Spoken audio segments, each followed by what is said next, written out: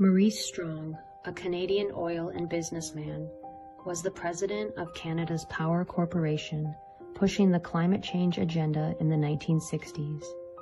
What you may not know is that Maurice was also a big power player in Tavistock's social engineering machine, and he held the Conference of 1980.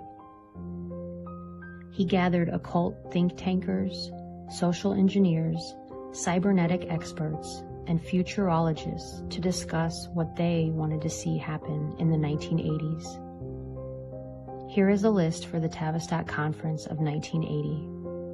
Women entering the corporate world, racially mixed breeding, the rise of Oprah Winfrey to normalize mixed marriage, youth rebellion, lesbian moms, the emergence of the fake green movement, the importance of meditation and Kabbalah to confuse Christians, the infiltration of hip-hop with gangster rap, and the New Age movement.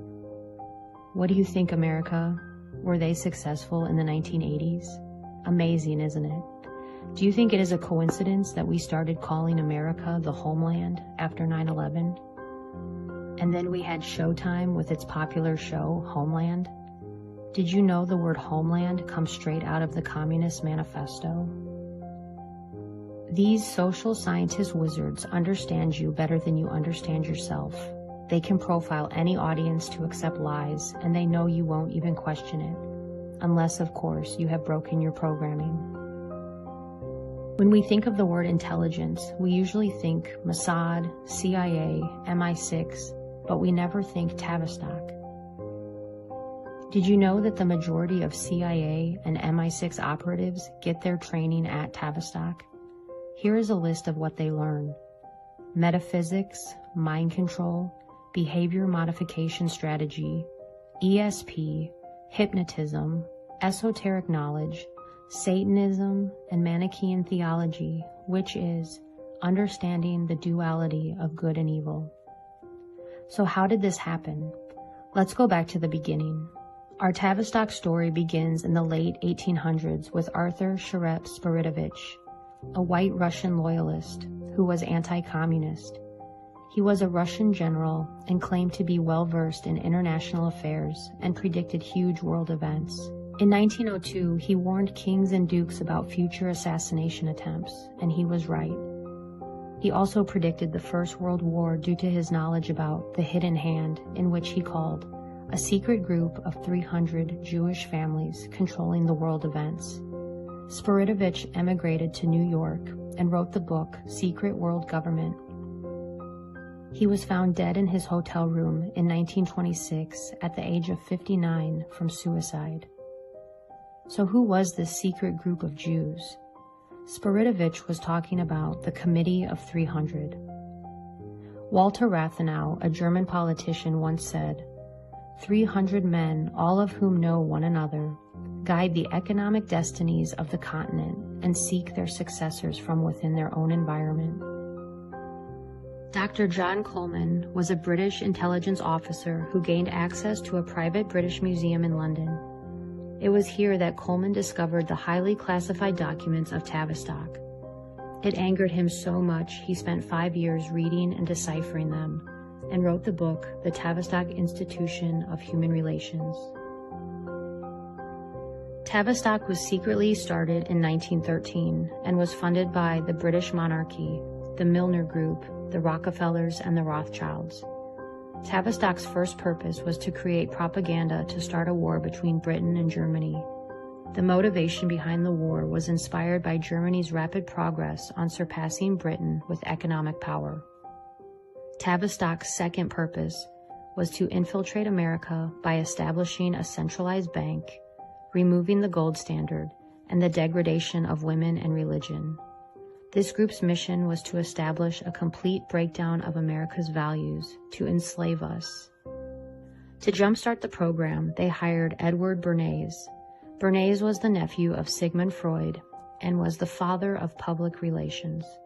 He wrote 3 books, Crystallizing Public Opinion, Propaganda, and The Engineering of Consent.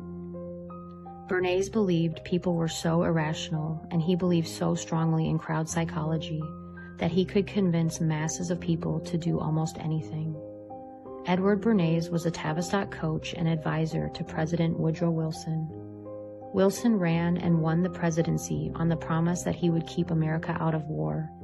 But with the infiltration of Bernays, he persuaded Congress to declare war on Germany and started the First World War. And on December 23, 1913, while all Americans were getting ready to celebrate Christmas, Woodrow Wilson signed the Federal Reserve Act, a law that created the Federal Reserve System, the central banking system of the United States. This led to effectively abolishing the gold standard. It was now 1933, and Tavistock's mission was already 50% complete. The Central Bank of America was responsible for the Great Depression and the global financial crisis of 2007. The Federal Reserve violates constitutional law because their policymakers are handpicked by people behind the Federal Reserve. Their meetings are secret, and there is no transparency to what they are doing. In 1932, an outspoken critic of the Fed, Louis T. McFadden, said, "We have in this country one of the most corrupt institutions the world has ever known. I refer to the Federal Reserve Board and Bank. This evil institution has impoverished and ruined the people of the United States through its corrupt practices of the money vultures who control it." After the wars and the establishment of the central bank, America started to see moral decline through what historians call the New Morality, or otherwise known as the birth of liberalism. It was President Ronald Reagan that once said, "If fascism ever came to America, it will come in the name of liberalism." In the 20s, known as the Decade of Decadence, we saw the emergence of the flapper. Women were now cursing, smoking, drinking, wearing revealing clothing, and the term loose entered into the zeitgeist. This was a cause and effect directly from advertising and Tavistock music, which was pushed from these think tanks. In the 1930s, homosexuality and lesbianism became rampant, not out of any inner or latent desires, but as a means to shock the old establishment during the Great Depression. During the Great Depression, the nation was numb. G.K. Chesterton, a writer and philosopher, said, "The moral, spiritual, racial, economic, cultural bankruptcy we are in today is not some social phenomenon, but rather the outcome of a carefully planned Tavistock program."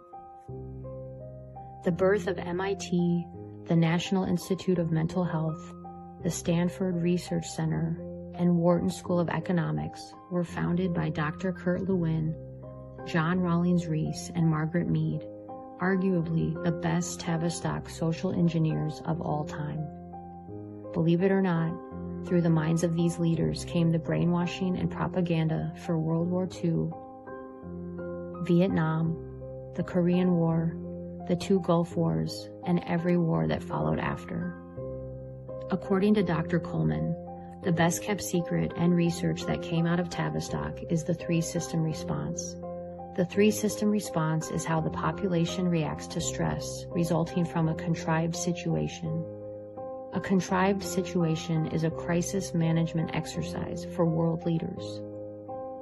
During a crisis, the first response is superficiality, which is the condition that manifests when a group reacts to a threat by adopting shallow advertising and slogans, which they attempt to pass off as ideals.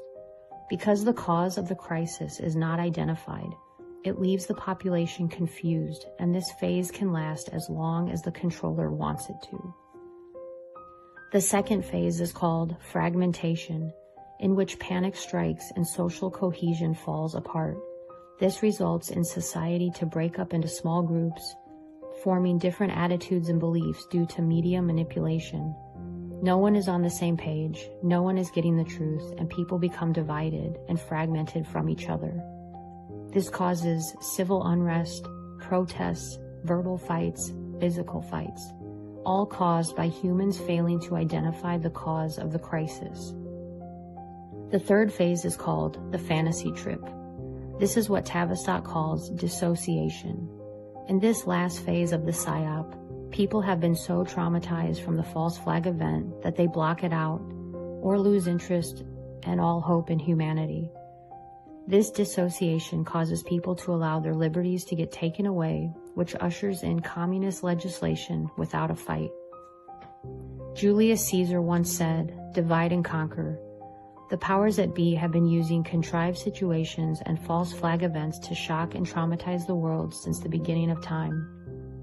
The JFK assassination, Waco, the O.J. Simpson car chase, Columbine, 9/11, Sandy Hook, the Las Vegas shooting, and don't even get me started on crisis actors. You can research that one. Do you think all of these shootings at schools and post offices, churches, concerts, and shopping malls were all just coincidence? According to Dr. Coleman, they were carried out by mind-controlled subjects who were carefully profiled, sought after, and put on dangerous mood-altering drugs like Ritalin, and controlled by DARPA computer programmers. Remember the national story about Molly Tibbetts, the jogger who disappeared for a month and was found dead in a cornfield from Iowa? At first, her alleged killer said he heard voices in his head, and the media had a heyday with him saying that. Now you cannot find that anywhere on the internet. Did you know Molly Tibbetts' dad was an architect for the Clinton Foundation? He actually designed the orphanages in Haiti. Also, do a quick internet search of killers who hear voices, and it is astonishing. I also recommend the book Programmed to Kill by David McGowan. When I think about what has happened to women in America, it is easy to see how it has been done in hindsight. From the flappers to pornography, we can see that Tavistock is really good at what they do. Remember 50 Shades of Grey? This was another mind control experiment that you could do in your own bedroom. The pain and fear that comes with sadomasochistic sex causes the brain to flow the blood away from its executive decision-making areas, the frontal cortex, which results in an altered state of consciousness in both the giver and the receiver, like doing cocaine. Do you ever wonder why certain books or movies get propped up? This always raises a red flag for me. Herbert Hoover was the 31st president of the United States. He was a Republican and was reluctant to become involved with the Federal Reserve. He believed in strengthening American business and believed that individual reliance on banks would weaken the economy. There is speculation from Coleman that his reluctance caused the stock market crash of 1929, which led America into the Great Depression, as a punishment to him and the American people. Sounds like history definitely repeats itself. Tavistock engineered the Cuban Missile Crisis as an attempt to sell the FEMA program to JFK. It was another rejection by a president, and Kennedy died that same year. Tavistock immediately signed a contract with NASA to ramp up public opinion on space. Ronald Reagan was another president who was reluctant to fall in line and had an assassination attempt on him.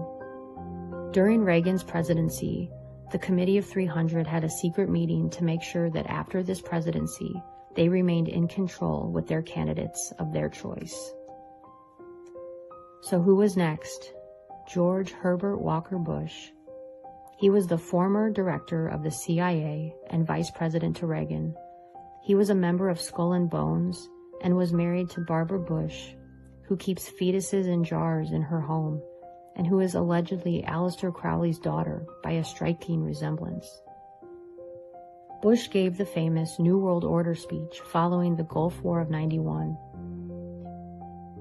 Next, we had a Rhodes Scholar, Bill Clinton, and then George W. Bush, and then Obama. With these presidents comes more social engineering, more false flags, and more corruption at the highest levels.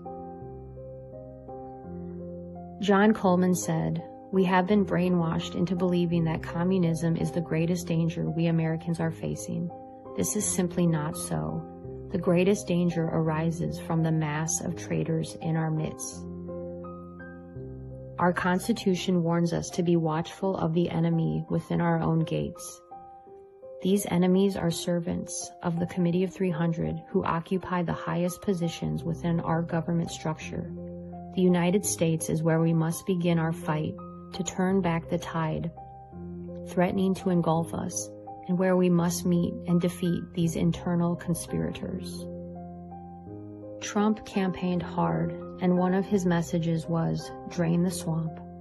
This is exactly what he was talking about. He wants to remove the evil from within the government. Out of all the presidents, Trump has been the most difficult for Tavistock. He was discussed in a couple of Tavistock journals written by James McKay, the director for Tavistock Coaching. In 2016, he expressed concern that based on Trump's personality, he would be very difficult to coach. And in 2018, he discussed how Trump is like a trickster. Is this a confession that Trump hasn't fallen in line, but has been steps ahead of the committee? Another modern goal of the Committee of 300 is the emergence of the technotronic era. In the book, Between Two Ages by Brzezinski, he says, the technotronic era involves the gradual appearance of a more controlled society. Such a society would be dominated by an elite, unrestrained by traditional values. Soon it will be possible to assert almost continuous surveillance over every citizen and maintain up-to-date complete files containing even the most personal information about the citizen. These files will be subject to instantaneous retrieval by the authorities. That's creepy. And who is his daughter? Mika Brzezinski, the talk show host on Morning Joe with Joe Scarborough. This is the guy Trump accused of murdering one of his staffers. The book by Brzezinski also discussed future human cloning and robotoids, people who acted like people and who seemed to be people, but were not people. There are psyops within psyops. Disinformation is everywhere. Corrupt people run amok in our government. This is Tavistock. Today, people are still distracted with what the elite call the bread and circuses. Baseball, football, endless Hollywood, and Social Security. Nothing has changed. The program is so good. If you were to try to explain this to somebody, they would think you are crazy. That is how good the programming is. Because after all, if you don't program your mind, someone will program it for you. And it makes me remember the Tavistock whistleblower, Spiridovich, the man who took his own life at the age of 59. Or did he? Did he know too much? In 2020, looking back, it seems to me that he knew a lot. I will leave you with that to do your own critical thinking. Until then, stay safe out there and don't stop questioning the world around you.